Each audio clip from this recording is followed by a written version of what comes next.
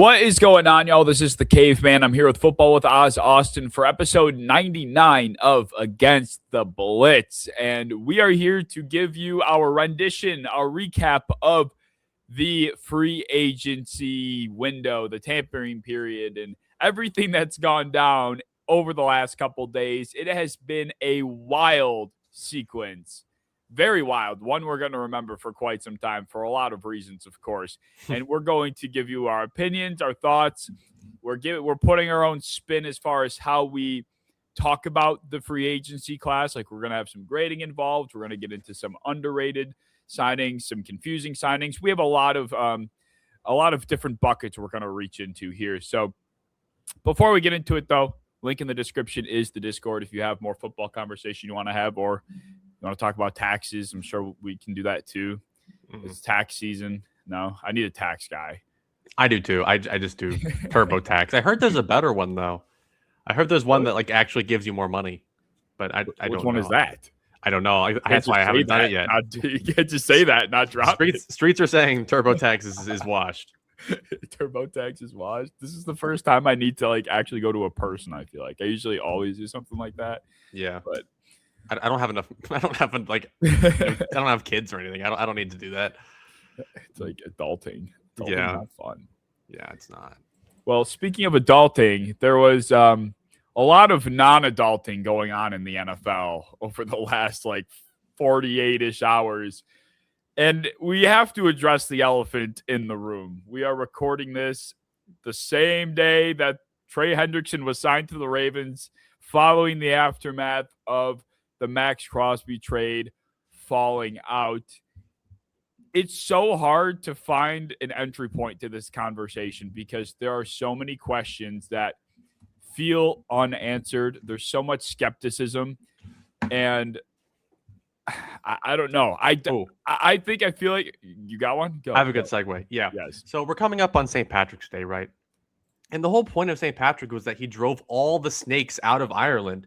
And he must have driven this one directly into Baltimore, because that was one of the snakiest moves any player has made in so long, and one of the snakiest moves that any GM has made in so long. They're just full of snakes over there in Baltimore. They're so gross.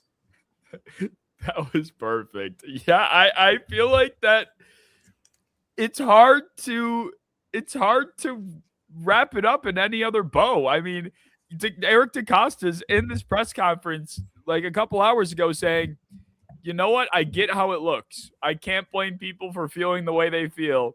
And to some degree, I kind of appreciate that. But on the other hand, it's like, yeah, dude, do you realize like the fallout that you can potentially have? And I guess if you start back originally to when the news first dropped, I looked at my phone and I saw Max Crosby no longer being traded to the Raiders or whatever Underdog's tweet was. And I'm like, what?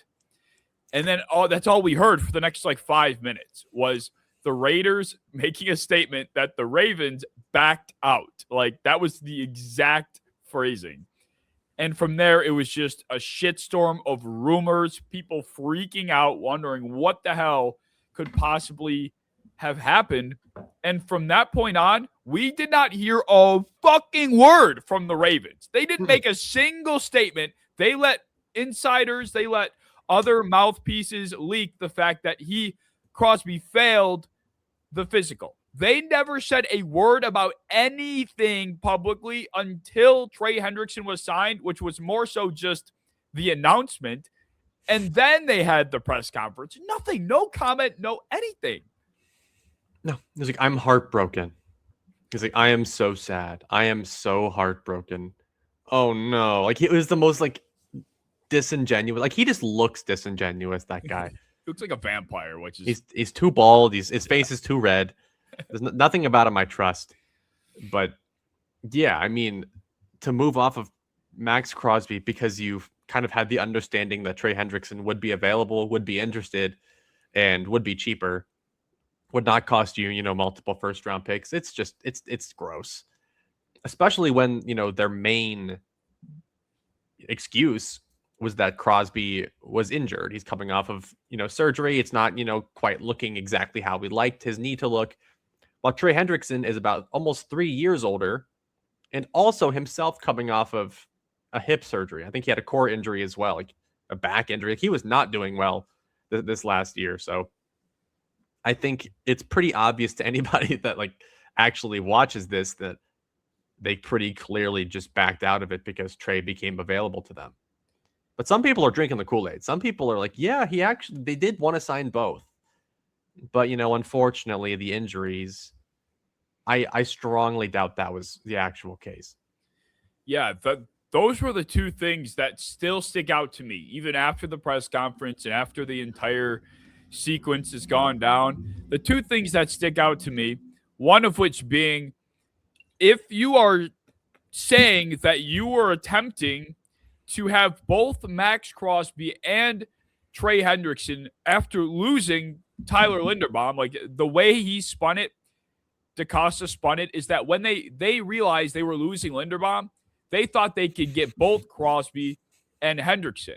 And if the timeline fits, from what I remember, Hendrickson's price didn't fall until like late, like too late for those two things to align. Like, did they really think that they were going to be able to somehow afford two 30-ish-year-old, $30 million+ edge rushers? Like, if you really thought that was going to work, then why are you not, after the fact, seemingly interested in other options? Like, you could go out and trade for Jonathan Grenard for that second round pick, and I will believe that was their goal. If they end up doing that, then fine. But you cannot sit here and tell me that if Trey Hendrickson was, still sky high in terms of his price, and if he just wasn't there flat out, that you would not have went with Max Crosby. You fell back on Trey Hendrickson because he was there, and if he wasn't, Crosby would still be a Raven. Yeah. And part of, the first segment that we're doing is these are like the money moves. These are the biggest moves. These are the most expensive moves. These are the ones that everyone cares about. And the first one that I wrote about was the actual Trey Hendrickson signing itself. Even aside, I kind of did, keep the Max Crosby part of it in my brain as part of the grade, just because I hate it so much. I'm not going to give them that benefit of the doubt, but I gave it a firm C because pros are that, yes, this guy is a good pass rusher still. This guy is a good guy to have on your team. And, per year, it's not a bad price. But the cons is he's very one-dimensional. He's coming off of a pretty serious injury and surgery. He'll be 31 this season playing football, and they signed him to a 4-year deal. That just does not feel like great business practice. No, yeah. I also wrote down Trey Hendrickson. Before we continue, the categories, I feel like I should have prefaced this, that we're going through we're going to start with the big money moves. These are just some of the biggest moves, and we're going to grade them as, they happened throughout the course of the last few days. And then we have the perfect fits category, the head scratchers category, underrated signings, and team evaluations. So we're starting with the big money moves. And yeah, Trey Hendrickson was certainly paid big money. The part that is kind of settling for me is I have a firm belief that there was nefarious activity that went down with this. There was some shady decision making. We heard that Max Crosby was like in the building and things felt off because they were talking to Trey behind his back. Like, there is just a lot of morally flawed business practice occurring. And with that said, I do not think the Ravens win a Super Bowl. Karma is a bitch. Yes. Karma will come back and kick them in the ass hard. It's why it exists. Ball don't lie is going to come to the forefront like we've never seen it before. But anyway, as I was saying, as far as Hendrickson goes, I don't think this moves the needle anywhere near as much as Crosby did. And obviously the player themselves matters. I think Crosby is a better player than Hendrickson, but as far as like fit goes, like I don't know if Trey Hendrickson's going to be out here racking up a 15 sack a season again.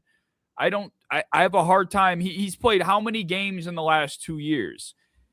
He's like you said, banged up. He's older. I don't think this is going to be that ace. I don't even know if I can. I don't know if I could go into the season confidently saying he's a top 10 edge rusher anymore. And with that in mind, and wanting the Ravens to suffer because of the sequence of events, I think this deal is going to backfire. I really can't see them getting the value that they thought they were getting falling back into this, especially like they paid closer to the number that he was looking for originally. Yeah. And I mean, another thing that I keep feeling in my head is a lot of like the best pass rush units aren't just because you paid one guy 30 mil. It's because you have, a rotation of guys like the Seahawks. Like they don't have one guy that was considered a top 10 edge rusher in the league, but they had a bunch of guys that were all pretty solid. And with Baltimore, with Mike Green, having the very disappointing rookie season that he had, and them not really having other good options, like Adisa Isaac, is that what we're working with as like our like Tavius Robinson? They don't have that group of other guys that are just nasty finishers themselves. So with Trey Hendrickson there, I just don't see it being a big enough difference for his lack of run defense. Like with Max Crosby, he helps your pass rush, but he also is feared on every down. You have to find Max Crosby, and he can move across the line. But with Trey, he is rushing off your left tackle, and he is only pass rushing. He cannot do anything else. So, and he's really good at it. He's one of the best at it. He might have been the best at it for a little while, but that's really all there is to his game. And while it's important, it's just not even close to the things that Max Crosby can bring you. And I think people are going to be kind of disappointed in it. Agreed. Yeah, I agree 100%. It's amazing that he ended up getting this amount of money. I don't think that happens. Like this all worked out because of what happened with Max, and it just feels sick and twisted because of the way that I think the Bengals definitely took the brunt of the way that their relationship went down. You know, previously, like it was definitely, they were villainized more so, and rightfully. But now looking back a little bit, it's like, okay, Trey Hendrickson was probably being a lot more stubborn than he deserved to be. That was one thing I kind of was noticing back then. I think it's very coming to light now, is that I think that he, took advantage and manipulated the Bengals' reputation. And that was, the Bengals are cheap, the Bengals won't spend.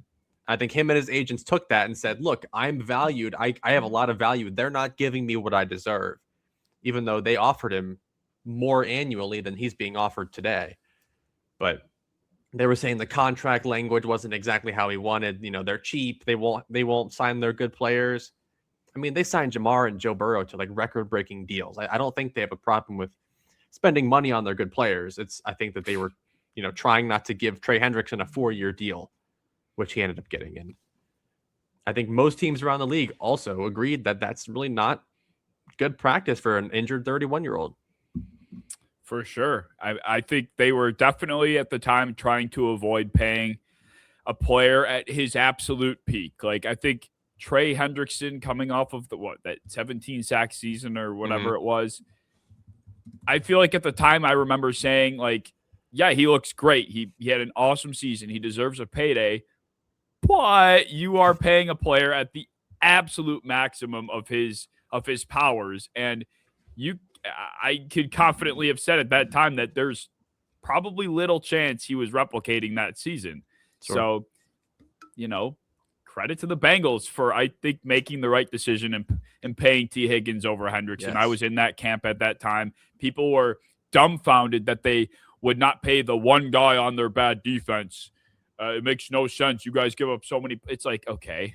And because that's not how you fix a bad defense. No, it's not. Like you fix it by maybe taking the 30 mil and getting 2 or 3 guys, which we can possibly talk about later. But just like with what they've done with, I mean, like, would you rather have a pretty terrible defense and a worse offense, or would you rather have a really, really high-powered offense but also a terrible defense? Like, I would rather at least have T. Higgins because Trey just didn't raise the ceiling of the defense at all. And he didn't raise the floor. We were still the worst defense in the league with him.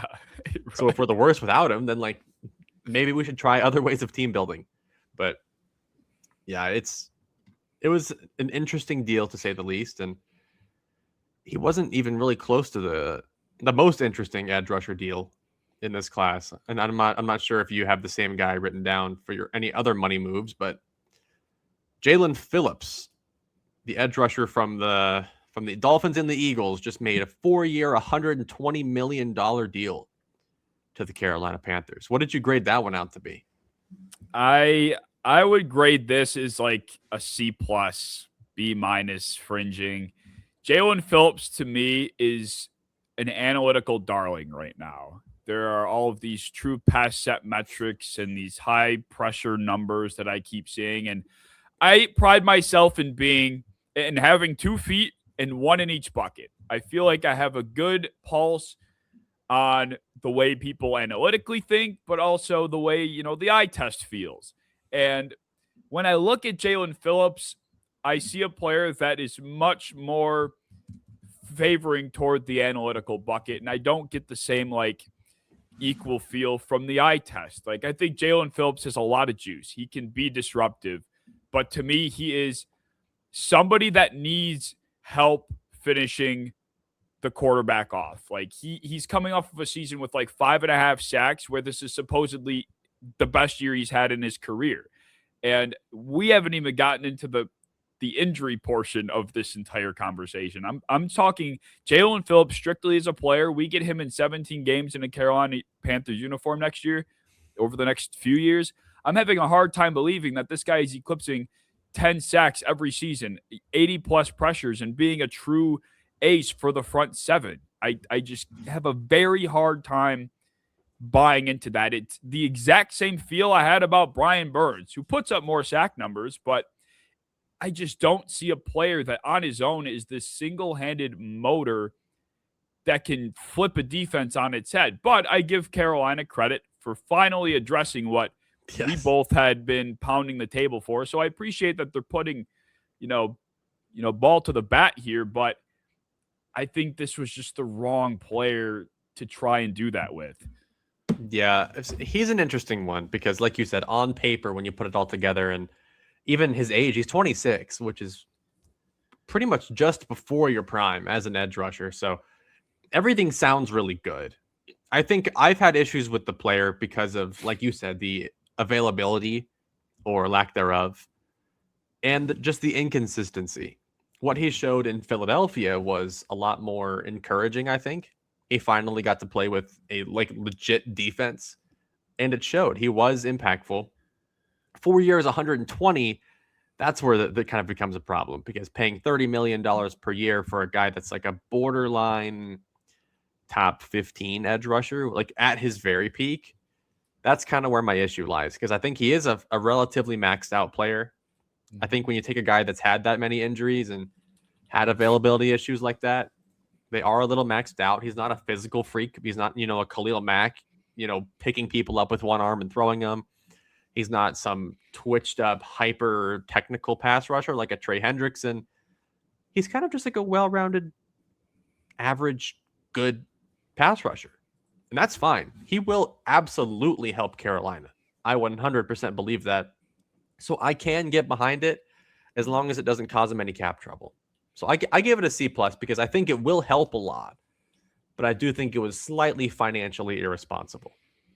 I think so too. I fully agree. Although I will put myself in those shoes for a second and ask, what else do they do? Right. Yeah.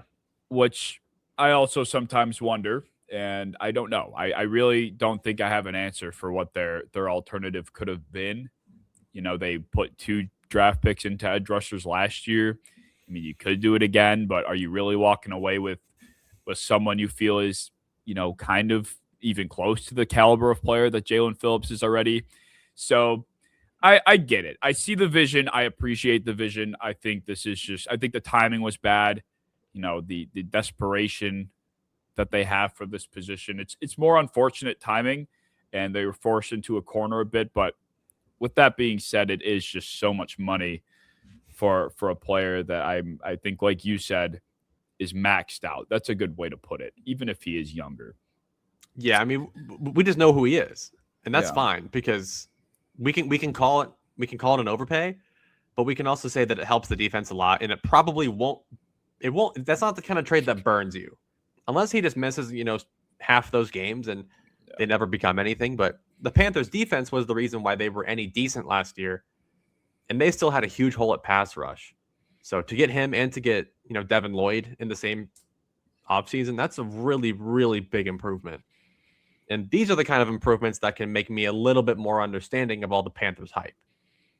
Agreed. And speaking of Devin Lloyd, he's on my list of big money moves as well. Devin Lloyd was given, honestly, not a lot of money, but in terms of the caliber of player he is, and I mean, I guess that's kind of the extent of it because he really didn't get a lot of money at all. Devin Lloyd signed with the Panthers on a 3-year, $45 million deal with 25 guaranteed.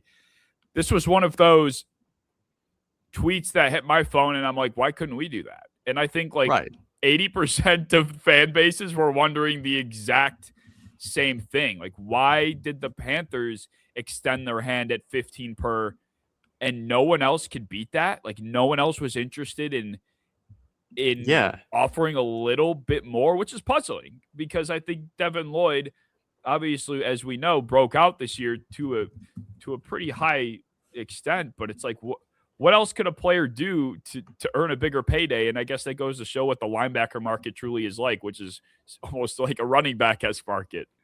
Yeah, I mean, looking at the linebacker market today, a lot of the guys that made money on the team that they broke out on.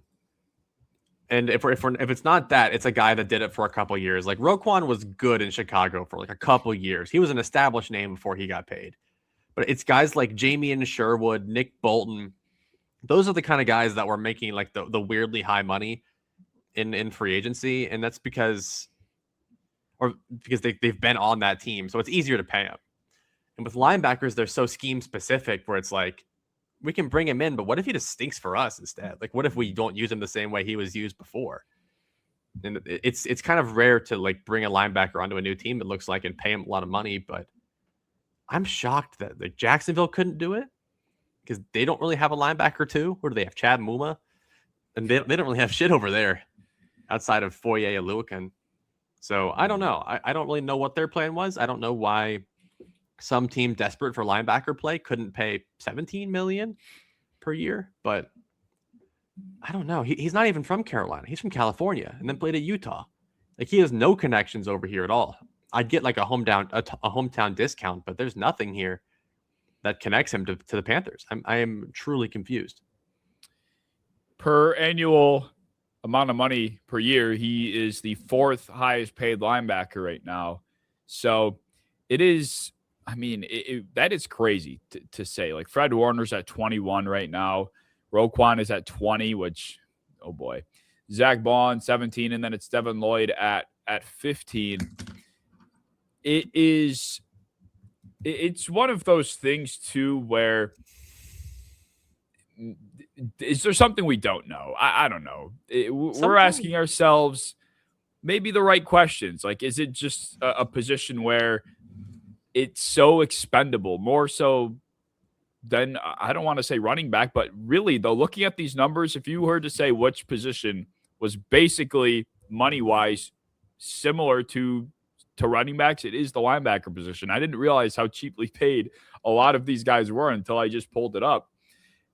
And Fred Warner is a real difference maker. Like Devin Lloyd was, one of the best two-way linebackers in football last year. Like this was a guy that, like you said, Jacksonville should have had the full intent to bring back. Mm-hmm.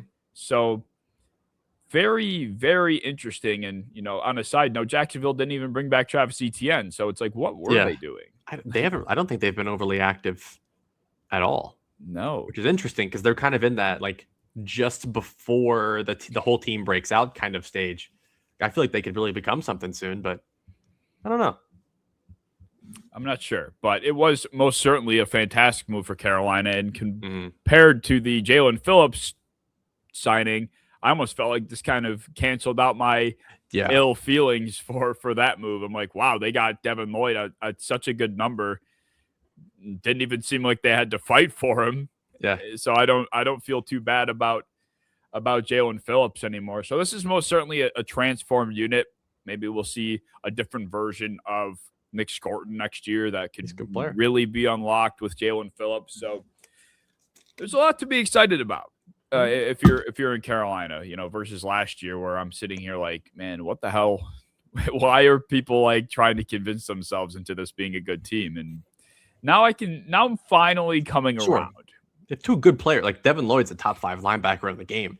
And Phillips, when he's healthy, is a borderline like top 15-ish edge rusher. So I can see it. I can see the vision now. But if we're talking money moves, there is no person that made crazier money per position than Tyler Linderbaum made on the Raiders. Because the highest paid center was Creed Humphrey, making $18 million per year. And Linderbaum just blew that out the water, making $27 million per year now. What did you think of that? I think two things can be true. It is a lot of money, probably more money than the player himself deserved, but it makes complete sense from the Raiders' perspective without Crosby on the team. Without Crosby, yeah. And there's really no reason why they shouldn't have done it. This team they need interior offensive line help. They could use a center like that with the rookie quarterback.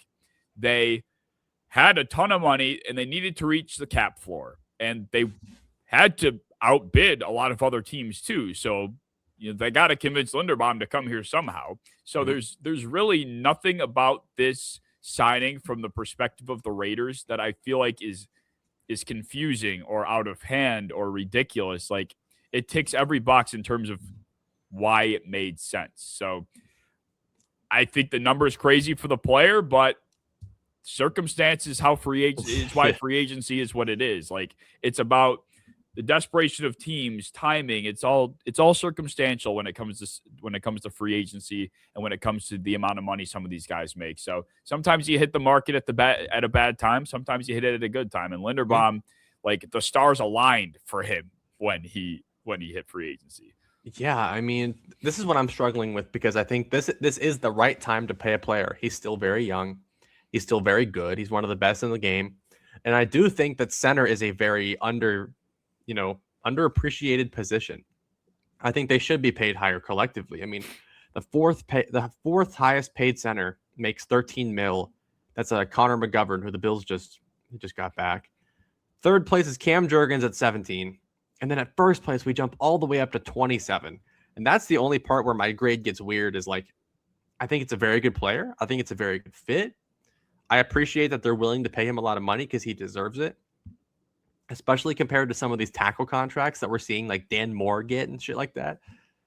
But at the same time, to jump from the highest paid of 18 all the way up to 27, it almost felt unnecessary. Unless they knew somebody else was offering like 26.5.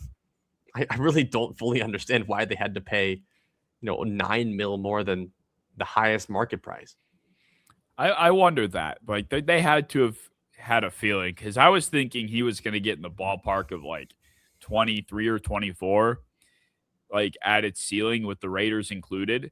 So, I mean, maybe they knew that a team like the Chargers were looking to swing, and then all of a sudden the Chargers heard how much the Raiders were going to put in, and they're like, all right, we'll just go get Tyler Biadasz instead. So it definitely is one of those things that we'll never know, but the way these teams talk to each other at the combine and they're able to get a pulse on things that we can't, they had to have heard something. But at the same time, I think the Raiders, they got to hit the cap floor too, which I think is something that a lot of people don't take into account. In hockey, it's a big thing, especially for my Buffalo Sabres. It's like the team is always just struggling to reach the fucking cap minimum. And it's not a thing in football nearly as much. But in this case, the Raiders had all this money. There's only so many players to sign. There's only so many, players worthy of giving money to. So you might as well address one of the positions of need that you have who's actually worthy of getting paid. And then, you throw an extra couple million at him per year, then it, it might look a little crazy, but if it helps you get to the minimum cap, then, why not? That makes sense. So, Odafe Oweh is a player that got a lot of money, He though. did make a lot of money. Oh, man. I'm happy for Odafe Oweh. I think this is a player that has been waiting a very long time to be who he's become today. And he went out and got a contract on like half a season's worth of production where it finally looked like he was the player that we thought he was when he was drafted, 4 years ago or whatever. I just have a really hard time getting behind 6 games or whatever, 10 games worth of production at a rate that, was solid, but contextually speaking, like he was playing with Khalil Mack. He was playing in a Jesse Minter defense. Like there's a lot of factors that go into what turned Odafe Oweh's season around that I don't think carry over to the Commanders whatsoever. Like he was paid to be their star pass rusher, and that's not going to fly. It's just this is not going to work out. This is the most confident I feel in a signing, kind of really grading out poorly. Yeah, he's one where I have issue because we even see guys like Jaelen Phillips, some guys that we might think are overpaid, but they're guys that we know exactly who they are, and they're guys that have succeeded in multiple defenses. They're guys that have a clear-cut, defined role at minimum. But with Odafe Oweh, he's really big and he kind of looks like a run defender, but he really isn't that crazy good of a run defender. And he has some pass rush juice, but it's so inconsistent and he doesn't hit it all the time. And he even got moved on from by the Ravens. Like they were willing to get rid of him for Alohi Gilman, who's already off the team. He's the Chief now.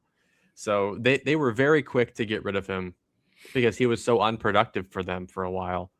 And, arguably the best defensive coordinator in the game was the one to finally get some stuff out of him. I just don't know if that's quite like 4-year worthy. I kind of get paying him a lot of money just to try it out and see what happens. But to pay him for 4 years, that's kind of where my issue comes at. That's fair. This is like one of the most if there was a signing to represent the what's the phrasing I want to use? Like the true impact of free agency, I think this would be like the poster boy for it. We go into it expecting, these fireworks and these big team changes and, how can my team get better and all of these high expectations.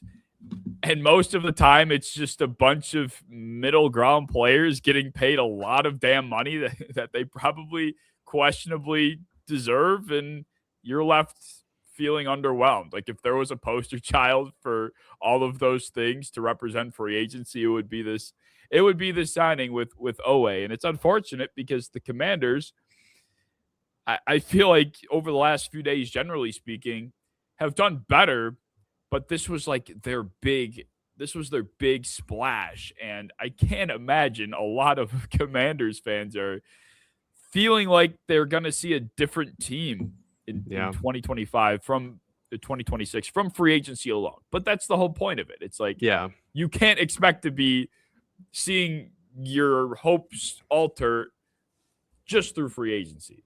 No, and they made some other signings today that I liked a lot more. I was worried about them all week. Getting Kayvon Chase on and Nick Cross made that defense a little bit more it made it have a vision a little bit more than it did before. Made it a little younger, which I liked. But Oweh was just a weird one because he even doesn't really quite have it's just that defined role. He kind of just feels like a big body that's just going to take up a lot of space, and he might have some good sack numbers here and there, but I'm just not quite sure. No, I'm not convinced whatsoever. He's about the 12th highest paid edge rusher, if I'm reading this right. So it's not like insane when you look at the other. The edge market's insane. That's also what I realized as I started making these grades is like I'm giving guys bad grades because the money sounds bad, and they're like the 20th paid edge rusher, and I'm like, okay, well, I can't really just hate on every edge signing. Yeah, because you got to get guys. I mean, fucking Kwity Paye made 16. That was crazy, bro. That's what I like. He can't even get to the quarterback. He can't even get pressures. So that's what I'm like. If that's like your floor of finding a startable edge rusher, I'm not going to hate if you spend a little more than that. And they didn't spend like crazy on Oweh. It's just, I think just that long of a contract made it a little funky. It's starting to feel like the receivers in a way, like talking about how the linebackers and running backs are kind of aligning. The receivers and the edge rushers are kind of in the same way as well. Like if you are looking for your next wide receiver one or your next ace of an edge rusher, then you probably should not look here. You probably should go somewhere else because you're going to end up with like Trey Hendrickson at $30 million a year at 31 years old. And that's probably the best option out there. It's like, yeah. Starting not to be a fan of this time of year. I mean, I am because it's always so much drama, fun. But it's so fun. But it's like I never feel good. It's always gross. Like everyone gets really upset, or people get like overly confident in their team, and like it's just not good either way. Well, let's talk about some players that signed with some teams that we felt were perfect fits that made sense. I'll start with my first perfect fit, and that was Reed Blankenship signing with the Texans for, I don't know why I didn't write these down. Reed Blankenship signed 3 years, 24 million, $16.5 million guaranteed. Reed Blankenship, I think, obviously he already put himself on the map in Philadelphia, but I think he's going to really unlock in Houston. Like, this is a fast-triggering, downhill defense, instinctual unit, and most of the safeties that they've had back there they're having career years because of the defense. I think because of the corner duo, primarily speaking. But Reed himself is just so perfect for what I see in a Houston defensive back. Like I said, he comes downhill well. He tackles in the open field. He's physical. Like I can see him in that jersey, just recognizing where the ball is going before the quarterback's even looking and triggering and coming downhill the same way Jaelen Petrie was doing all year long. So I really think we're going to see a different Reed Blankenship this year, better than he already was. So I like the signing a lot. He was already a good player. Like he was never in that like top 10 conversation for me, but some people did. Some people really like this guy.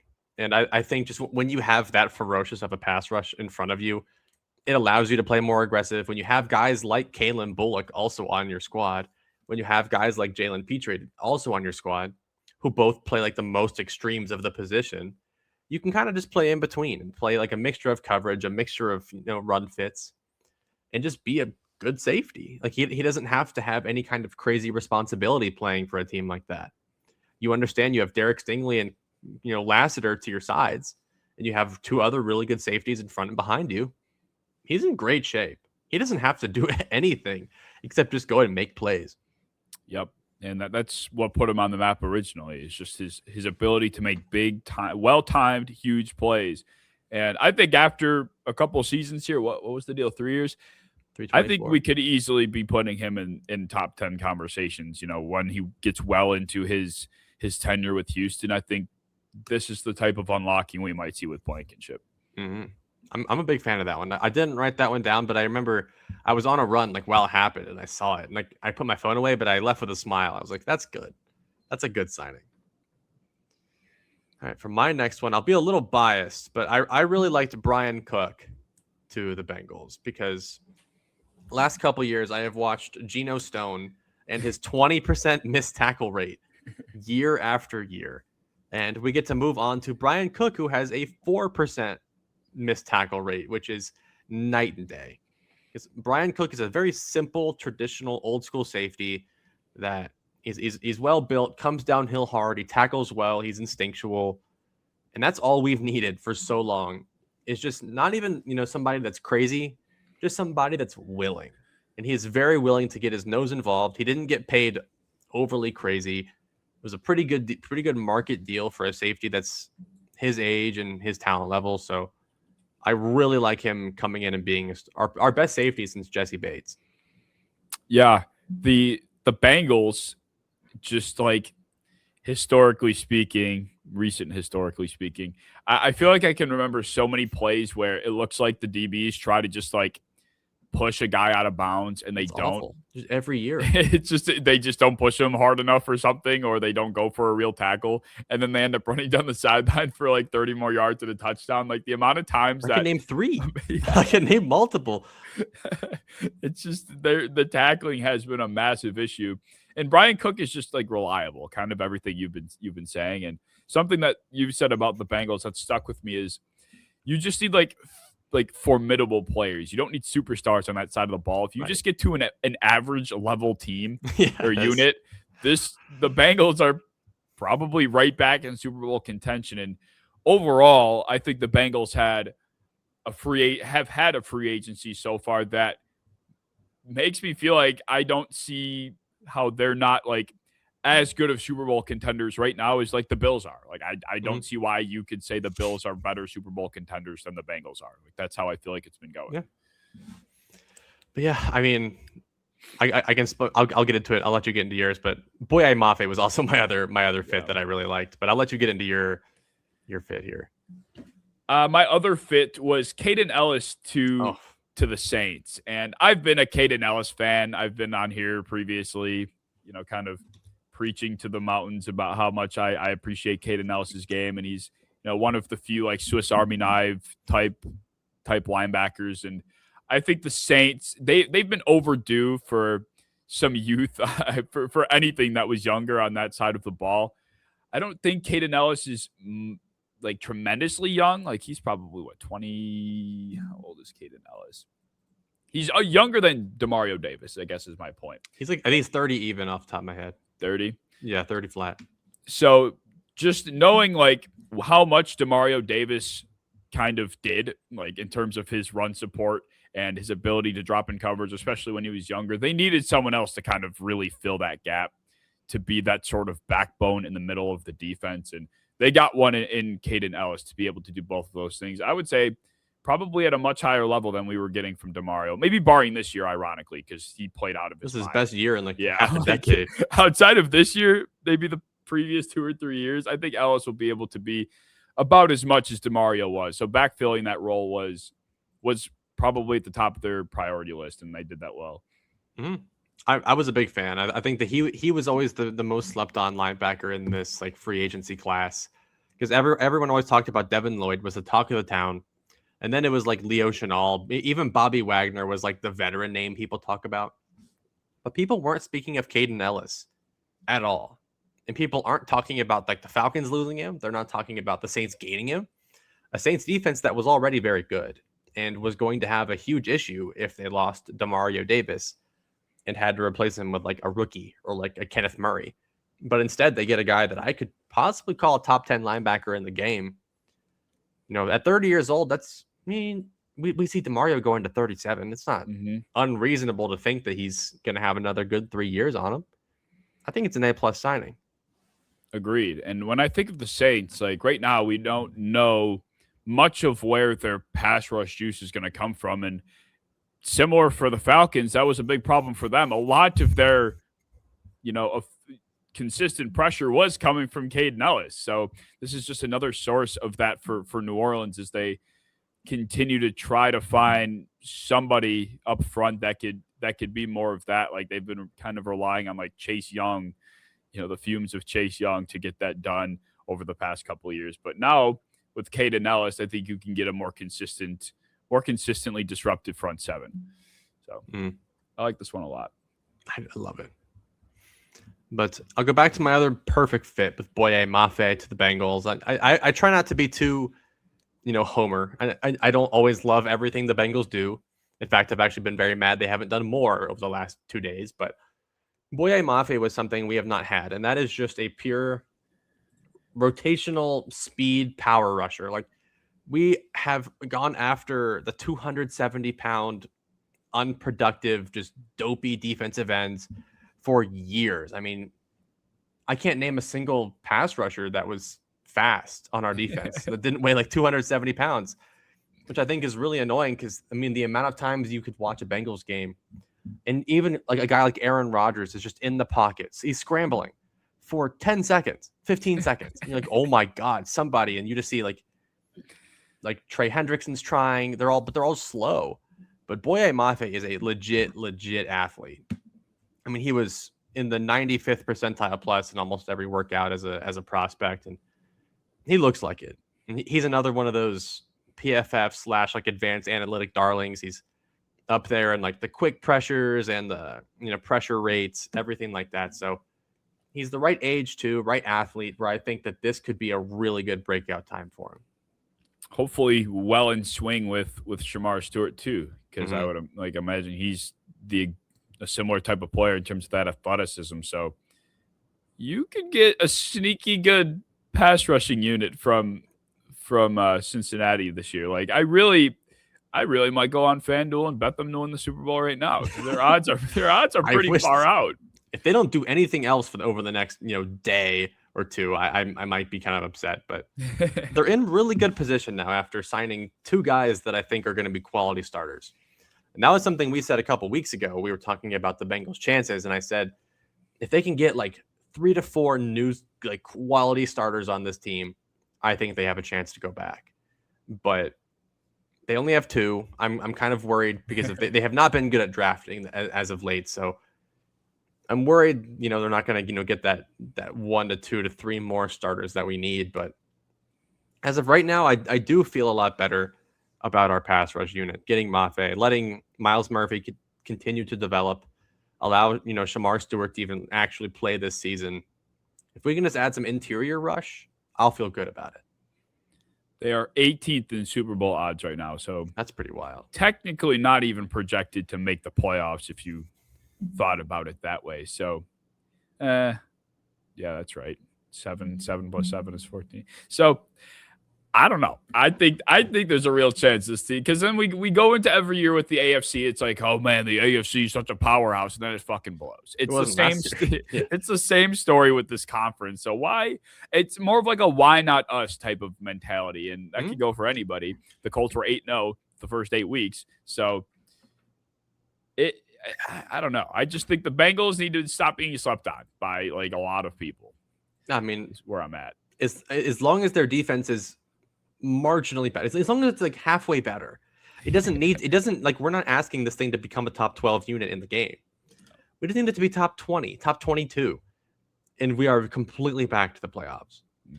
Like, they have one of the best offenses, the best passing offense in the league. That's like non-debatable.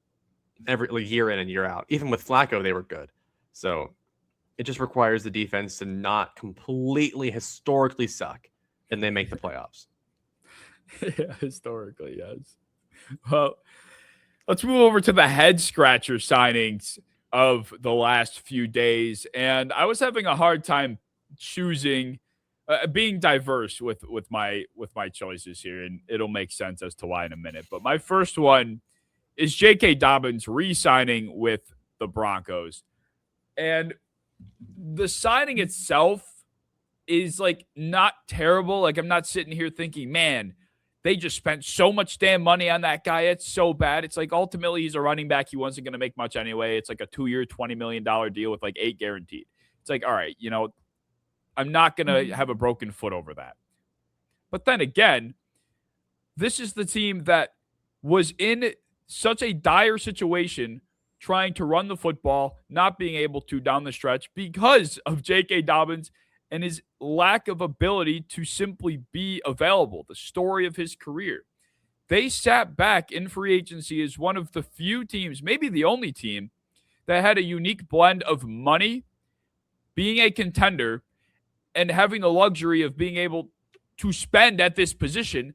And they sat there with their thumb up their ass as Travis Etienne goes to the Saints. Ken Walker goes to the Chiefs. It's like, what were you guys doing? I would have preferred they went after Rico Dowdle, who got paid less than Dobbins. They gave Dowdle less than Dobbins. Was it 10, right? It's 6 guaranteed and 12 over 2 years, I think is or 6, something like that.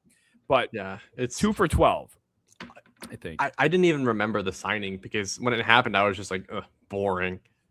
Just so boring, because he's going to split with Harvey. Everyone knows that. He's not going to be able to compete for, high-end touches. And like you said, he's probably been the least available running back of my lifetime. Like, there's been guys that, that get a major injury and are out quick, but he gets injuries every single year and comes back for 6 to 9 games and then is out again. And that's like he's one of the only players that I truly will label injury prone. And I can't explain why. But it's just it's for a team that feels like they're on the edge of that like Super Bowl contender thing, especially while their quarterback's on his rookie deal. This is their chance because they have such an expensive defense. They have so many guys they're going to have to pay. Relying on a run game would be nice. And if RJ Harvey and J.K. Dobbins are your answer to that, I don't think that I love that so much. I hate it. Quite frankly, I hate it. And I saw him like giving some people shit on Twitter that were like questioning the signing. Like he's somebody that's active that does that kind of shit, which I will never understand why players engage in that kind of stuff. But nonetheless, people were just responding to him and saying like, no one dislikes you, dude, but you don't play. You do not play. You do not play enough. And it was a huge problem. So it's perfectly rational to ask why the Broncos, who were in this position last year because of him, would just go back to that same solution. It felt lazy. It felt so lazy. Yeah, I mean, his last 4 seasons, he went 8 games, 1 game, 13, then 10. Like this guy can't even call. Like, I mean, if 13 games is the closest you've had to a full season, that's not good at all. That's really bad. So yeah, I mean, excuse people if they're a little worried that you're, one of their main answers at running back and you don't play. He's really in terms of what they need for the team they are, he's their only answer. Like he's supposed to be there between the tackles, ride the game out type of back. And, the 3 yards in a cloud of dust type of back. Like they don't have that. That was the big Achilles heel. Like they needed a Kareem Hunt. Like that's what they needed. And they didn't have it. And I mean, they're going to have to do something else. They need a third back that they can rotate in. That's not like Jaleel McLaughlin to fill this role. Because if Dobbins goes down, it's over. Mm-hmm. So, I hated this. It was a head scratcher, and I hated it. So. Mine, I have as a head scratcher because I think I am viewing this player differently because everyone's celebrating this. But Alontae Taylor to the Titans, I need help here because he's making 3 years 58. I think he can make up to 3 years 60 for Alontae Taylor. That puts him at almost 20 a year, making him nearly the 10th highest paid corner in the NFL. Am I watching a different Alontae Taylor? Or am I watching this wrong? Because I know he was that like chaos player or whatever, where he got like a lot of sacks and stuff, but I don't know if I view Alontae Taylor as like a shutdown boundary corner. I think he rides the high of his rookie season a lot, like very much, because he had a good rookie year, and I think he had a good like completion percentage allowed, and I feel like that really set the tone for people in terms of how they view Alontae Taylor. And ever since, they kind of like checked out as far as how he's been doing, because it hasn't been bad enough to where people are noticing, but they remember, Alontae Taylor had a really good rookie season. He came out on the scene and was very good for New Orleans. But ever since, it's like, I don't think he's really come back to that level of play, especially like you said, as a boundary corner. It's kind of been more so converted into just like a line of scrimmage, pressure corner type of role, if you will. But yeah, I mean, I don't sit here and fear Alontae Taylor if I'm the offensive coordinator of any team that goes up against them, the following week. Like if you're paying somebody as a top 10 corner, you're probably supposed to be circling him on the depth chart saying, okay, we have to find a way to avoid this side of the field, or we have to scheme around the side of the field. And I don't get that fear with Alontae Taylor's name on the sheet. So I agree. Yeah. And then they also paid Cordell Flott, also decent money. Like they paid him, what was it? They paid him like 15 a year. So like they've invested, into 2 corners that I think are very sufficient. Like they're both very solid corners, but you just invested a lot of money, like over 35 into 2 corners that are like solid fun pieces that both probably should be ideally like your corner 2 or 3 on your team. Mm-hmm. So I am a little curious about that money spending, because they also still do employ L'Jarius Sneed. He is still being paid currently. So they actually might have the most expensive corner room in the league, which is weird because it's still really not that good. No, it's not. Like It will be. Like is flat Alontae Taylor and L'Jarius Sneed keeping you up at night No. as an opposing quarterback? Like that's just, I feel like spending that money on Taylor was a little interesting. I mean, maybe I'm not thinking correctly, but in terms of like the corner that Alontae Taylor has become today, has Robert Saleh like ever had one of those like disruptive at the line of scrimmage type of DBs thrive? Like He's I had the can't. nickels like Lenore, but we're Yeah, talking about a guy that's like, I think Taylor's much bigger. Like I think he's like almost more like a safety in my head at times. So because I remember like he used to play more perimeter, and like 2024, I think he played more perimeter and he got picked on. Yeah. Like I think he led the league in like everything allowed, like yards, receptions, passer rating, touchdowns. Like it was like, picked on. And then they moved him around and he got better. But yeah, I'm just kind of struggling to understand the almost $20 million per year for Alontae Taylor, because corners they're not like edge rushers. You don't have to pay them that much to find a decent one. No, you don't. The Titans had a interesting last few days, which I'm going to save my thoughts on because I'm going to talk about it. But yeah, Alontae Taylor kind of headlines the head scratching free agency cycle that they had, frankly. So Yeah. it didn't even just stop with him. My other head scratching signing was Ken Walker.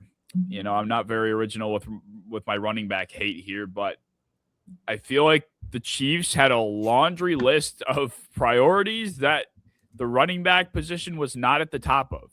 I can acknowledge the fact that last year Patrick Mahomes was their only semblance of an explosive runner, which is a big problem. I can acknowledge the fact that Ken Walker is an explosive runner. I see the stats about how good he's been running out of shotgun and how bad the Chiefs are at running out of shotgun, but they just weren't in a position. It's the age-old story of prioritizing this position. Like, I think they need edge rusher help. I think they could use a linebacker. Their defensive back room is suddenly they got Gilman now, but they at that time I think lost 3 defensive backs, and it's like, okay, well, who's left? It's like it's Noel Williams. All right, well, what's your plan in the future? You know, you could argue they need a receiver. You can argue they need a tackle. It's like I just felt like this was a decision paying Ken Walker just to save face in a way. It's like, look, we're helping Patrick Mahomes. We're getting the position that all the fantasy players think we really need. So now you can tone it down a little bit. But in all reality, I look at this roster and I'm like, I have a hard time seeing this team competing again on a Super Bowl scale in 2026. Like, given the way Veach has also been drafting, like, I'm good, man. Yeah, he's one because I think I've historically been a little lower on Ken Walker than consensus is. And it's also because he's never commanded a big workload in his career. And I mean, I think his highest he's ever had was 52%? I think. That's not very high. And it's especially not high enough to be paid 4th highest paid running back, at your position. I think it helps. I think it helps a lot. Like you said, because they've been relying on Mahomes to run the ball. And that's not something you can do, especially for his health, as we're also seeing. So I think it helps a lot. I think they have the offensive line and the coaching staff to really get the most out of a player this electric. But like you said, I don't think that keeps them from signing other DBs. They just haven't been doing it. Like I don't fully understand like where all their money is going to right now. But yeah, they have like 3 corners to replace. And I understand people always say like they develop corners so well. You just lost a whole corner room. This isn't like you have to replace one guy. Like you were banking on drafting like 2 to 3 guys that have to be good. Because Noel Williams was promising. And I liked him as a prospect. He played as good as, better than I thought he even could in the NFL so far. But he can't be a corner 1. And they just lost McDuffie, who I would argue is a top, dare I say, 3 corner in the game when he's fully locked in. And Williams and Watson, who are both very good complementary pieces. And Bryan Cook and Leo Chenal. and they need a right tackle, and Kelsey's old as dirt, and Rashee Rice might go to prison. Xavier Worthy's not good. Like, there's a whole lot of things about this offense that in defense that need help. So I do get the reservations of signing a running back being like your first priority. Like, they signed him in 15 minutes.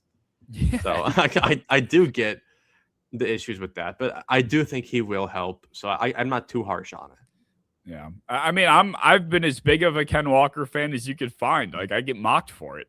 But if he doesn't have the playoff run he has, we're probably not sitting here giving him $15 million annually. So you make a lot of fair points to that extent as well.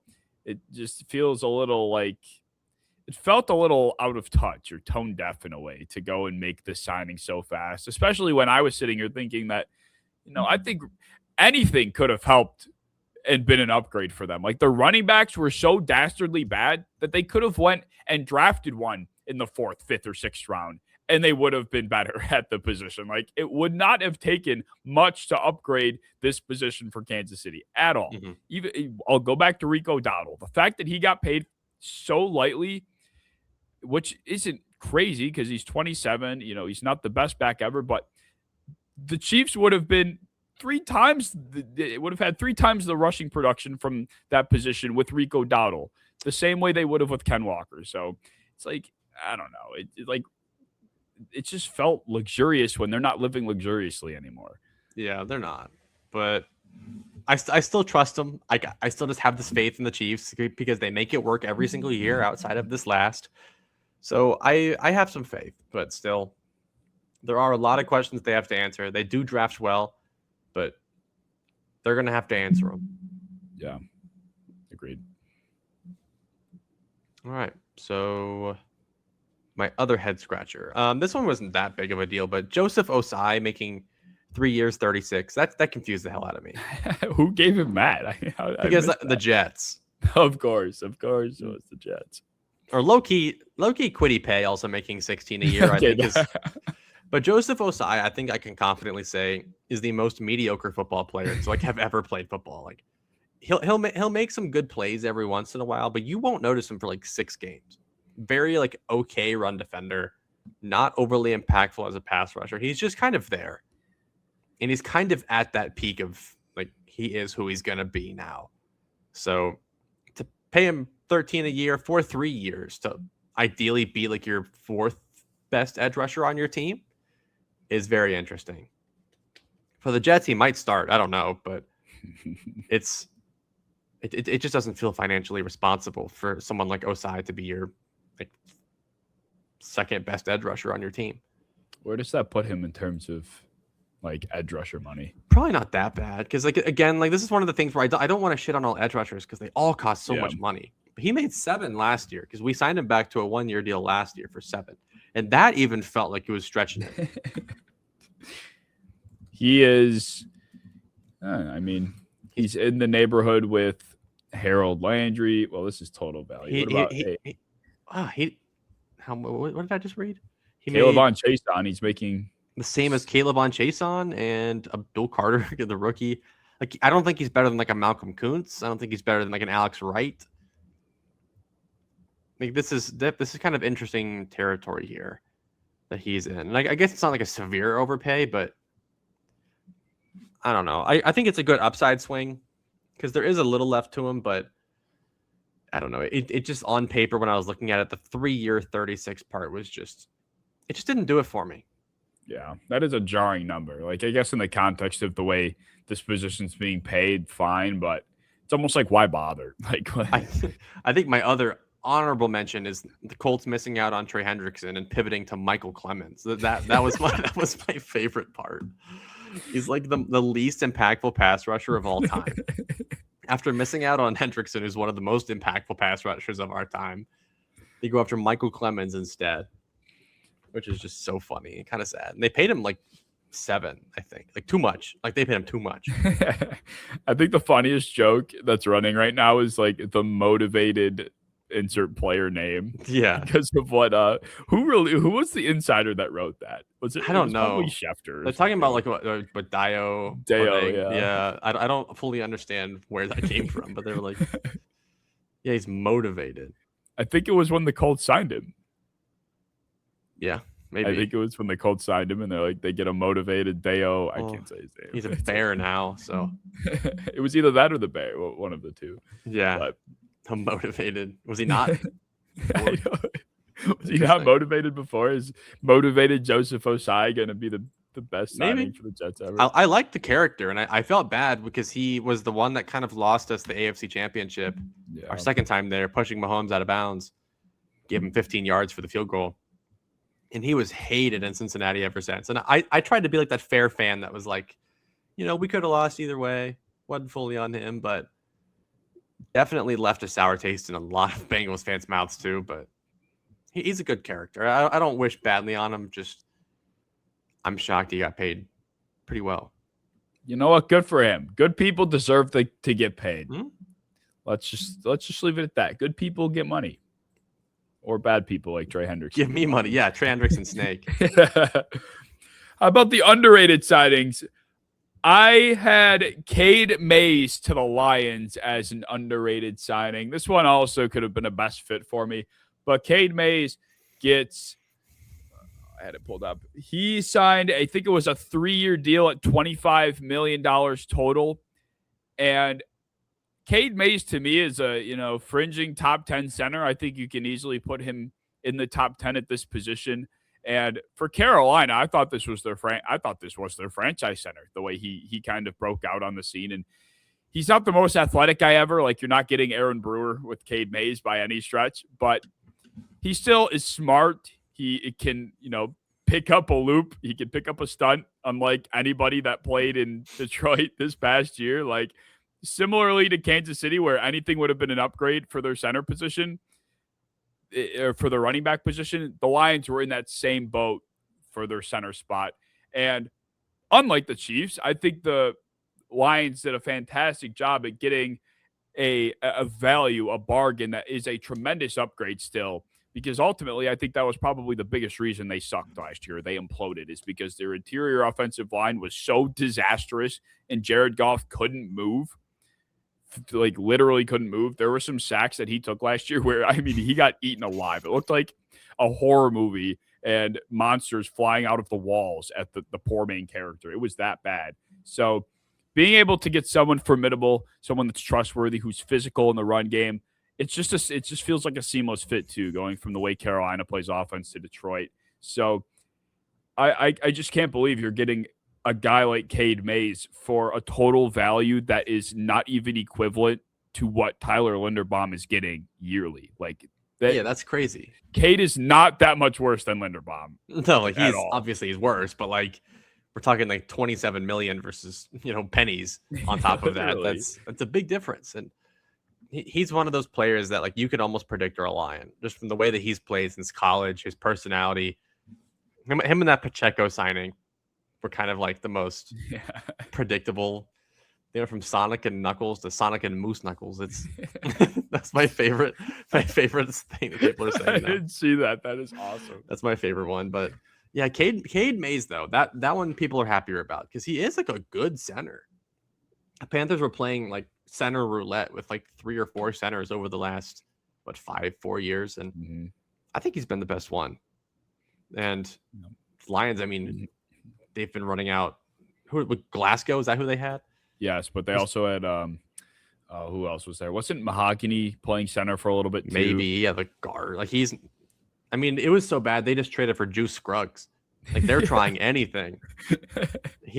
Dan Campbell was gassing him up, calling him like a stone wall or something, and he was like dead last in PFF for centers or something. But Cade Mays actually can ball, and I do expect him to win that starting job pretty easily. And having him, Tate Ratledge, Penei Sewell, that's a good foundation. And if they can just figure out their left tackle spot, like, officially, I'm liking them. I'm liking that offensive line a whole lot again. Agreed. I think I would go as far as to say that this move by Detroit could have the highest return on investment of any signing that occurs this year. Just given how cheap it is, how much of an upgrade it is for Detroit, the return that they're going to get for this is pretty crazy. And I think part of the reason why, and I wish I mentioned it at the time, I think I disliked the Jaelen Phillips move as much as I did too, is the there's no doubt that Cade Mays ended up being an afterthought because they were chasing Jaelen Phillips, which in theory is fine, but I really think Cade Mays was a backbone to their entire operation offensively, and they let him go for an edge rusher that I'm kind of like not the most confident in. So I was questionable about the sacrifice they made to get Phillips, but I liked Cade a lot. Too. But if I'm gonna move on to I actually had Kaden Elliss as one of my underrated guys, so I'm not gonna spend too much time because he's been an underrated player, underrated signing. He's just the most. I mean, he was a 7th round pick too. This guy's just been underrated forever, but good on him. But my other main underrated one was Alex Anzalone to Tampa, because I've always liked the player. I think that he's been a very, very sturdy presence in Detroit for some time, and I'm kind of shocked like people just kind of skipped over it. They're like, yeah, that's cool, and then moved on because it was a very affordable deal for a team that desperately needed linebacker help after Lavonte David's very likely leaving. So to get a guy that's, a very good run defender, very much an outstanding leader, green dot guy, gets to leave Detroit, go down to Tampa. It's a really cool fit in my opinion. Yeah, I think it's a seamless one in that way you mentioned. Like the Bucs really, I think, relied on Lavonte David to do a lot of things on and off the field, like mentally speaking, with the load he probably carried with the green dot and everything. And Anzalone was, doing all those sort of things in Detroit too. So they definitely hand selected this one in terms of what they were looking for in that way, because it feels like, although their games I think are different, it is certainly a transition that's seamless in that way too. My other underrated signing, and I put this on here late, and I only put it on here because I thought it was getting too much hate, is Bradley Chubb to the Bills. Like, I really don't think this is okay, as bad Homer. As people. Like, look. I did not read this and think to myself, what the fuck? And I'll tell you right now, I'm the first person to do that when I see some bullshit come on my phone because of Brandon Beane. I cannot stand that guy right now. But that doesn't mean I can't be objective. And that doesn't mean I'm going to sit here and hate on everything he does. Is Bradley Chubb the greatest player ever? No. Do I think this moves the needle for the Bills? No, not at all. Do I think that, like, I would have rather they spent their money on other positions and other free agents? Yes, I do. But in a vacuum, I just don't see how people are freaking out over the value that Chubb is getting paid here. Like, stacking it up against the rest of the positions, like he ended up getting, I think, $29 million guaranteed, and I think the total is like $48 million over the course of 3 years. Like, I don't think that's insane for the range of players he falls into. Like, total guaranteed, we're looking at guys in the neighborhood of like Eric Armstead, could he pay? Like Kayvon Thibodeau, they're getting that sort of money right now. So I'm not thinking that this is going to, like I said, move any needle for the Bills. It's very Brandon Beane-esque to go this route for this position, and I wish that we didn't reduce ourselves to this same fucking monotonous cycle of these players, but I don't think Bradley Chubb is this like eggshell of a player as much as people are saying he is, really. No, I mean, some of his best football has been the last couple of years. And I think if we're talking the last 3 years, I think that he was a better player than Jaelen Phillips. Jaelen Phillips being better is only a newer thing because he signed with the Eagles and he had a lot of success, got a lot of pass rush, whereas Chubb kind of had a little bit more of a down year in comparison to his year before. But I think if we're talking fully healthy, I think Chubb is the better football player. And I mean, I'm not a doctor. I can't speculate on if he comes back, to how he was in 2024, but he's a good player and they didn't overspend in my opinion. He's another one where like the 3 years might be the issue that I have because he's also been so unreliable with his health and he's just kind of an unreliable player in general. But when he's on the field though, he's a good balance of pass rush and run D. I think he's a good slide in right behind Joey Bosa, can just take his job immediately. Joey Bosa can go somewhere else. Don't even have to worry about it. And it's a good replacement. I'm not too worried about it outside of just the length of the contract. I'm not so much worried about the actual amounts. I think the way the language speaks, it's more of like a 2-year deal. So unlike DJ Moore's fuck ass contract where we guaranteed him, his 3rd year here at the age of 29. This is different. I think the language is more 1st and 2nd year heavy, which I once again think just plays into the favor of Buffalo, obviously, and it's a good fit for Jim Leonhard as well. So there really was not much to hate about this signing in a vacuum. Like, I literally saw people saying, is this the worst signing of the offseason? I'm like, did we see anything that's happened these past few days? This is where we draw the line. We didn't draw the line at DJ Moore, or we didn't draw the line at Kwity Paye. We didn't draw, like, what are we doing? He's a better player than Kwity Paye. I can promise you that. I would much rather have Bradley Chubb than Kwity Paye. And I also feel like Bradley Chubb obviously has had his injury concerns, but over the past, 1, 2, 3, 4 seasons, he, outside of 2024 where he tore his ACL, he's played 99% of the last 4 years, minus 2024. So I feel like to some extent, we look at like a guy like J.K. Dobbins, for example, where every year he's missing like a chunk of games versus Bradley Chubb missed a whole year. Like, yeah, his was just the severity of it. Right. Yeah, so I think there's a difference in like injuries to label a player on. Like, do you get what I'm saying? Oh, he actually has multiple injuries, but they were a while ago. Right. We're talking like 6 years ago. Yeah. But at this point. Yeah, because it was like 2019 ACL tear, 2021 ankle, 2023 ACL. So it's been a little, I mean, it's been a couple years now. He's about due, really, to be going off the map, but this might be bad. Don't say that. This might be bad, but I've always liked Bradley Chubb. He has a good ethical game to him, if that makes sense. Like, he's not out here, he's not trying to do like a bunch of like TikTok pass rush moves and like giving up the inside. Like, he does what he's supposed to do. And you probably won't leave this contract saying like, wow, what a steal we got. Those idiots didn't get Bradley Chubb and we did. But you also probably won't leave this being like, wow, we got completely burned by Bradley Chubb. No. Usually people are like reasonably satisfied with their Bradley Chubb experience. Except for Dolphins fans. But he was good for them until he just was older. Yeah, he was good. 2023 Bradley Chubb was a very good football player. Very, very good. Mm-hmm. I mean, 2025 wasn't pretty, but he still was fine. Yeah, like it was league average, I would say. Yeah, so, and that's what he's getting paid. So he was coming off of a severe ACL injury, a full year off of it now. Mm-hmm. Now another full off season of it. Like, I think he'll be a better football player. He's not that old. He's 29. Be like 29. Yeah, I mean he's gonna be 30. He'll be age 30 for this season. Yeah, that's kind of why I don't like the 3-year thing, but.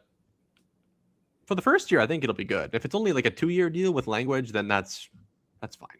Yeah, I agree. So I deemed it underrated for that reason. Yeah, overhated, I think would be good. Yes. Team evaluation. So we're going to broadly give our perspective on a couple teams each. Where'd you go first? I went with the Falcons for mine because when I'm talking about a team that really made me mad in free agency, it's the Falcons.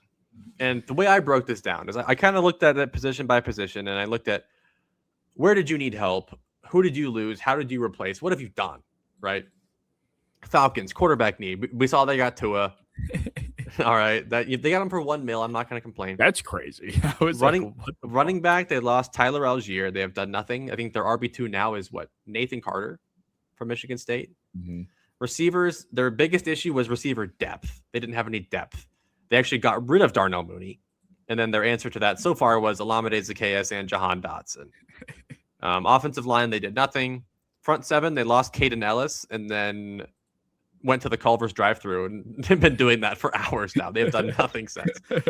DBs, they have made 0 moves, and they've made like 3 special teams moves.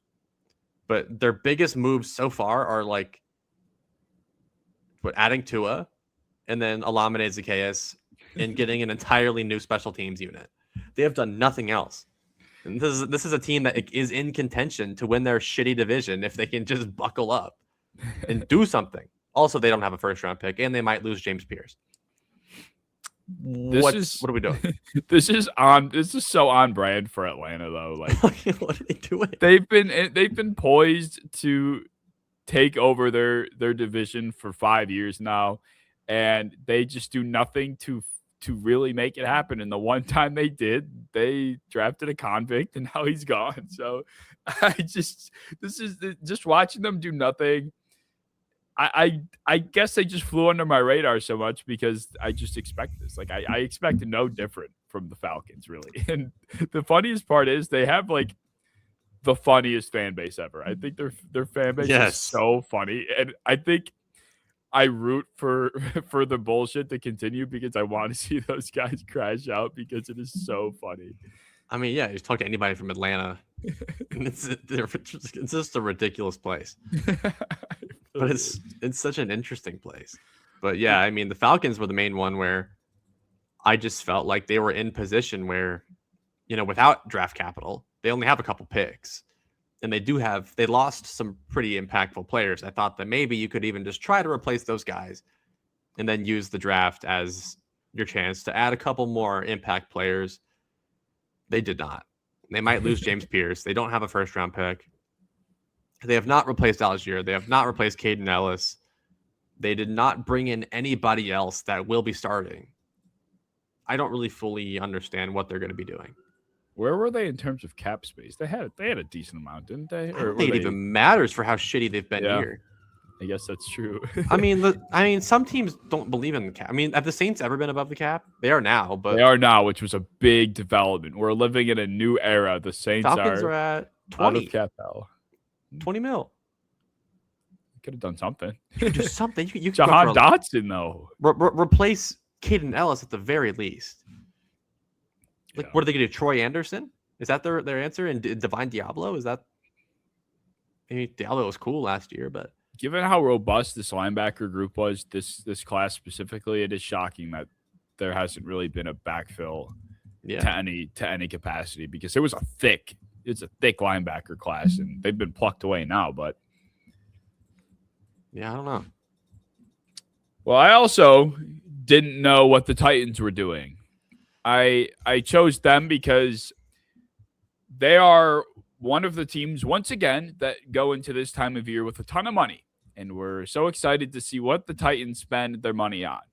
And I remember a couple years ago when they were in the same position, feeling the same way, where they made all of these so-called big moves and spent all of their money, and they basically don't feel any different to me. I do you know that Alex Jones meme of him like displaying his before and after body of him? He just stepped forward a little bit. He just stepped forward and he's like red. Yes. Yeah. That's how I picture the Titans before and after free agency right now. And that's how I picture the Titans before and after free agency.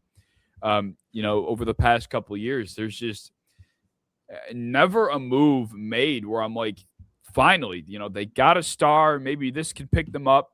Like John Franklin Myers is the closest thing to it. I think that's going to be fun with Jeffrey Simmons. But even still, like, where does that get you? Like, what does the corner room that you put together and spent how much are we talking here? $100-ish million total dollars on getting you? Like, I just don't feel like there's a player on this team outside of Jeffrey Simmons still that anybody is going to be concerned about. And it's just crazy to me that we come out of free agency every time with these guys and say the same fucking thing. Like, where did the money go? Yeah, to me, it's always been direction. I remember saying the exact same thing last year when people liked their picks, but they were just getting like Draymond Jones and a bunch of guys that individually are okay. They're fine. But cumulatively, when you pull up them as a defense and you look at it, it's just extremely mediocre still. Mm-hmm. Like John Franklin Myers is a good football player, 100%. But they're paying him like 20-something mil, right? Like they broke the bank for him, and he just feels like maybe it's because he has a weird name, but he just feels like one of those guys that's like a Will Fries, where it's like they were just talked up the entire free agency as like the best defensive tackle available. This is a guy you have to spend money on. And then once he goes onto the field, he's actually like very average. Mm-hmm. And it feels like he was kind of just a product of Denver, and going to Tennessee to actually be like a high volume impact player might be a little more problematic than we once thought. Agreed. And that's kind of how I feel with really all of their players. Like Tennessee is a destination right now where you can't really go there hoping to find previous success in terms of like where you were before. You have to basically carve that out yourself from scratch. And when you got to do that, when you're not like a high profile player, is extremely hard. Like Jermaine Johnson is going to be probably phased into complete irrelevancy if I had to bet, like being in Tennessee. And like Wan'Dale Robinson, I think the days of Wan'Dale Robinson being like the 100 catch season, 600-yard season guy, like not even that will be enough to keep his reputation afloat. Like I just don't see any of these guys having career years here. I don't see any of these players. And I'm thinking, wow, this team, is significantly better now. They even pick swapped and fell back 7 picks for Solomon Thomas too with the Cowboys. Awesome, the man. most irrelevant move ever. Like, what? Like I just open the wallet and I pick my head up and I wonder, where did my money go? What did it go into? No idea. Not weapons. No, nothing. It went into nothing. Yeah. My other team that I focused on was a team that you can just clearly see is building for a tank. That would be the Cardinals. Yeah. Who have determined they have Jacoby Brissett as their starting quarterback. Yeah. Who has had multiple chances to be a starter in his career. And that's always when his worst football is played, is when he is the starter. He's always so good as a backup. And he shows everybody he's like a top 25 quarterback in the league, but it's only when he's a backup. When he comes in as the starter, it's terrible every time, no matter how old he is, no matter what weapons he has. It's never good. And then their solution was just to bring in Gardner Minshew to back him up. Like, no upside here. They didn't get a Levis. They didn't get an Anthony Richardson, no Malik Willis, nobody young with tools. It was just get the two most limited pocket quarterback backups you could think of. They went after Tyler Algier, which is like the exact same thing as James Conner, on top of having Trey Benson already. Like, they went 3 deep at the running back room, but like they got Kendrick Bourne, Bam Knight's back, Matt Pryor. They did nothing. Like, bringing in, like, I think Roy Lopez is like the epitome of like their best defensive guy they brought in. Andrew Wingard, the safety from the Jags with the weird hair. That's it. Kendrick Bourne, Isaac Seumalo. That's like the only like starter that they picked up. And getting your left guard for 3 years, that's more of like a future thing.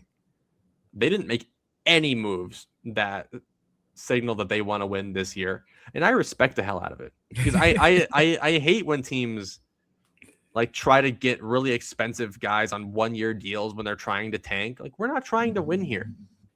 The only guys they spent money on this year, they got on like 3-year deals. So clearly they're trying to build something. They're not trying to build it this year though. No, they're not. And that's okay. Like you said, I respect it too. Mm-hmm. It's just as funny because it's so obvious. Like, even their coaching hire kind of just screamed like, please don't turn us around yet. We need to wait another year. Like, Mike LaFleur, yay. RJ Collier for re-signing, yay. Like, what would you do if you were a team that was bad? You're picking what, 3rd overall? Your moves are Gardner Minshew, Tyler Algier, Kendrick Bourne, Andrew Wingard, LJ Collier, and Isaac Seumalo. Yeah, I'd be pissed. I would be so mad, unless you're like me and you have to tank. That's the only way that you are getting your quarterback of the future, and you get like a top 3 draft pick. Then I'd be cool with it. But they clearly are not having any kind of Super Bowl ambitions for this next year. There is just zero to be excited about if you're a Cardinals fan. Like, literally nothing. I think you will be hard pressed to turn on a game at what time do they play over there? 11 a.m. Like, you probably, a lot of people in Arizona are probably rolling out of bed around the time they start their games. They're probably like, you know what, fuck that. I don't want to turn that on right now. And there's no reason to. It's like Marvin Harrison can't catch a football half the time. I guess if you have fantasy, it's great for fantasy. Let me say that. In terms of fantasy football purposes, this will most likely be a gold mine again.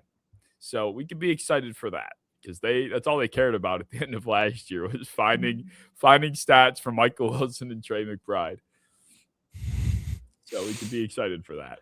Maybe we can work on Marv. That's like the whole thing. Just this year can be working on Marv to make him worth the first round pick. That's it. Work on Marv. Just work on Marv. If you can turn him around in year 3, then like cool. Pick's still not worth it because he hasn't been good the last 2 years, but just get him right. And then you have him and Trey McBride and Michael Wilson, and you have a good foundation of a passing offense if you could bring in a good quarterback. But just right now, man, it's pitiful. They have too many good weapons to just waste this year. It's kind of making me mad thinking about it. Yeah, that is true. Like if Michael Wilson goes out there and balls out again, we're going to be talking about him being trapped in Arizona, like free Michael Wilson. Prediction, Michael Wilson will make $22 million plus annually on his next contract. I like that. I mean, he can make more. This could be the next, I guess, Alec Pierce-esque blow up if he goes crazy again. We didn't even talk about that one, but good Lord, dude. Yeah. T. Higgins money, by the way. Look, it's incredible. I still would rather have, maybe I got to stop. I feel like a broken record and people are probably getting annoyed, but I still would rather have Alec Pierce at 27 per than DJ Moore at 25 per at a second rounder. So for sure. So maybe but I'm like just jaded. They spent 44 on Daniel Jones up to 50 and then spent like the Colts are almost paying the same amount we are on Daniel Jones and Pierce as we are for Joe Burrow and T. Higgins. Do you think that impact is close to the same? I mean, they started off 8-0. That's all they're thinking. That their vision is so tunnel. It's like because Jonathan Taylor was ripping off fucking 100-yard touchdown runs every time he touched the ball. He has one of the best starts to a running back season we've ever seen. Look, I respect them for trying to replicate how they started. I feel like the tweets that I've seen come from this are just so funny. It's like anytime you have a chance to pay Alec Pierce and Daniel Jones $100 million, you have to take it. It's like I would love so funny. I'm glad they did. That'll be fun. I love the Colts and I love both those players. I've been a fan of Alec Pierce since like his freshman year of college. He went to my college, but still, it's like, that's a lot of fucking money. Yeah, it sure is. Well, my last team evaluation team is the Patriots. And I hate to say it, but I did like a lot of what they did. In fact, I don't think I disliked any of their signings. They paid a little bit more for Elijah Vera Tucker than I think market was expecting, but that is an interior offensive lineman that they desperately need. And they go and get Reggie Gilliam, who was a former Buffalo Bill. I was kind of shocked that the Bills just decided to let him walk, but I guess that's what Jackson Hawes is going to ultimately be for. But there's not many of these high-impact fullbacks anymore, and he's one of the few. I think Draymond Jones is like the perfect Mike Vrabel player on top of it, too. I think he fits in wonderfully in what the Patriots pass rush usually looks like. Kevin Byard, I think, is probably the best signing of the group. They did that earlier today.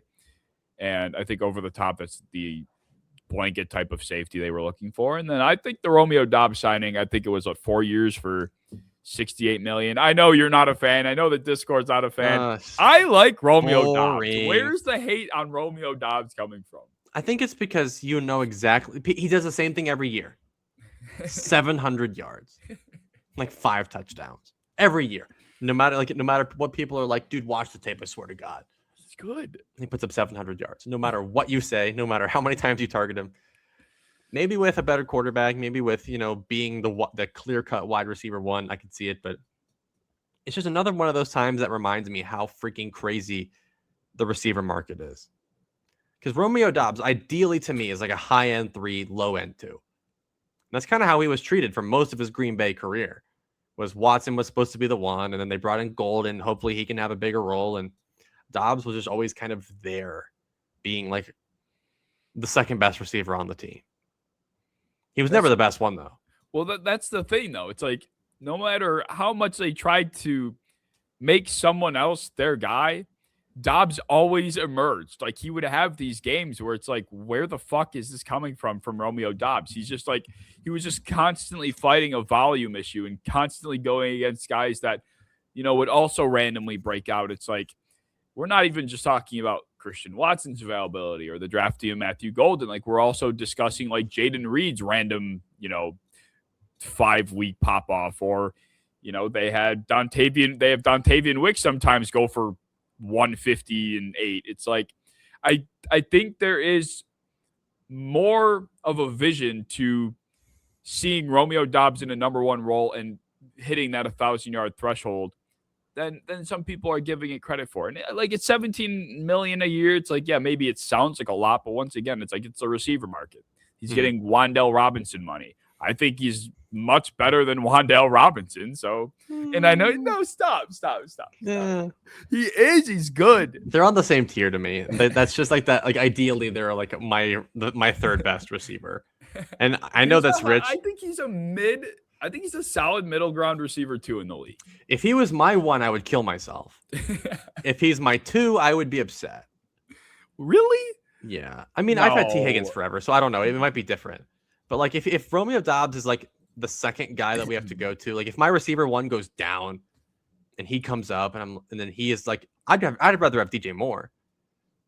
Yeah, see, that's the thing. I just don't think that's true yet. Like I would so much rather have DJ Moore than Romeo Dobbs. Moore and Romeo Dobbs, like if you put their if you want to look statistically speaking, they've been the same receiver for the past couple of years. Like stuck in a room with a lot of with fighting for targets, and they're not necessarily the priority, and they're trying to make other guys work. And here's the vision, put him in a position where he's the number one guy. Like I see the vision of what the Patriots could do with Dobbs more than I see it with DJ at this point. Like one's 25, one is 29. So Dobbs looks old as shit though, and that matters. He has Jawan Jennings syndrome. So he's actually old though, isn't he? But he's looked old forever.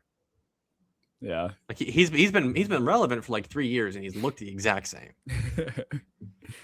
I just think if you had Romeo Dobbs as a receiver too, I feel like a lot of people would be satisfied with that. I'd be so upset.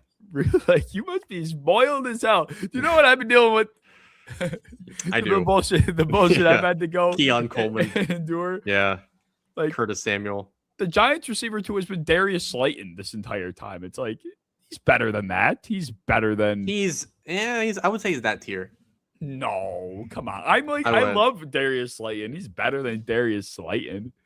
I think Darius Slayton of like 2022, 2023 is as good as Dobbs. Darius Slayton was good back then. He would catch every deep ball, but now I would say that version was as good as Dobbs is today. Okay, all right. I guess that's not terribly disrespectful, but I think Dobbs is good. I wish he would have went to the Niners. Honestly, I think that would have been a good. That could have been good. He would just be an easy Jawan Jennings replacement. Oh yeah, he would feast in that offense. But they go with Mike Evans, which, to be honest with you, a lot of people are saying makes a lot of sense. It's a great fit, and to be honest, like I sit here and I'm like, how the fuck is Mike Evans a good fit in this offense? I can't figure it out. Mm-hmm. But maybe I'm just dumb. I just don't see it at all. Like it just does not mesh at all. No, it feels odd. It does, but the contract's very team friendly, so I left it off. Well, that will cover basically all of our thoughts on free agency. Obviously, it's too difficult to get to everybody, but I think we dipped our toe into a lot of unique corners of the last few days. So if you guys have any questions about players we left off, leave them down in the comments. You guys can definitely join the Discord, once again, linked in the description. And from here on out, we're going to be getting back into draft stuff. So free agency was fun, but now back into the grinding of the offseason. So this is where the fun picks back up, because lately it's just been mind-numbing drama that is just too much to handle. It's like being in high school again with some of the bullshit that's happening. So yeah. Back to the old grind we go. If you guys enjoyed, like, comment, share, subscribe, and we will see you in episode 100.